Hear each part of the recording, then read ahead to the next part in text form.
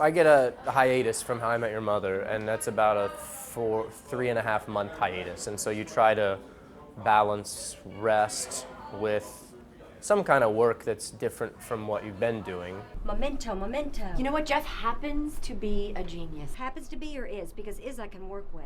I played JV lacrosse. Jeff, that's not helping. I had 2 assists against Clarkstown. Jeff, please. This came along and it slotted in really nicely in this thing. It was like a nice, sort of, I think it's sort of a younger Tom Hanksy kind of role, you know, like a young Alec Baldwin kind of bookish, straight guy to all the ridiculousness that's happening around him. And then How I Met Your Mother, I'm that ridiculousness. So I thought it was sort of a nice juxtaposition to that. And I really dig Amy Sedaris. Yeah, I thought I explained all Our the... daughter is 5. Blink. What? We have a 5-year-old daughter. She's smart and yet like a Cirque du Soleil clown. Like her face does all of these crazy, like a Muppet. It's like the most sophisticated Muppet I've ever seen, and yet the nicest person. Bookish, take a powder. And she's the best conversationalist. She spends more time talking to the crew and just hanging out with people than she does, you know, work on her BlackBerry. She doesn't even have a cell phone. She's never had a cell phone, Amy Sedaris. She doesn't need them. Yeah, she doesn't need them. She's the coolest. Did you say fixed? This is the sink in its fixed condition? He's sort of the sarcastic voice of reason.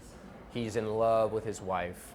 She was the cheerleader that he never was able to get, that he finally got. And she's stir crazy. And he loves her so much that he's willing to leave Delaware and move to friggin' Manhattan. He lets her do her thing, you know. He's up for the ride and thinks it's a fun idea and is willing to see how far she's willing to go.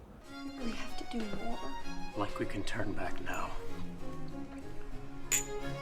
The scenes have been quite fun in general. We've been filming these scenes in the Nectar Room. This is the swingers club that I inadvertently go to with the guy I'm trying to impress, the player. And that was a strange day of filming. There was lots of nudity of every sort. There was like an aged drag queen. There was a mohawk, buttock abound, which is also the title of my autobiography. Yeah, I feel bad for the poor extras. They don't know what they're getting into. They don't know what's in store for them. They probably read an ad in Craigslist. Hey, you want to be in a movie? Little did they know. But the sex scenes are done. Sex scenes are done. I didn't have to show any skin. Showed a little skin. But I have to show my butt. Some people may have to show their butt. Oh, you're not. No. Oh. No, I have an ass provision in my contract. I've only waxed so many times. You know what I mean? So, back home it is. No. So, homeschooling it is. It's a good idea, you know, the idea that kindergartners in Manhattan, it's a rigmarole, you know, to get them into school. And I think a lot of people don't know that that's the case. And so, once we establish that it either costs $200,000 or a 2-year waiting list, or you have to be a rocket scientist, what happens when 2 regular people want to try and get their kid into school? Then hijinks ensues. We're doing a farce by the end. Running up and down stairs, slamming doors, screaming. Oh my God! It's funny.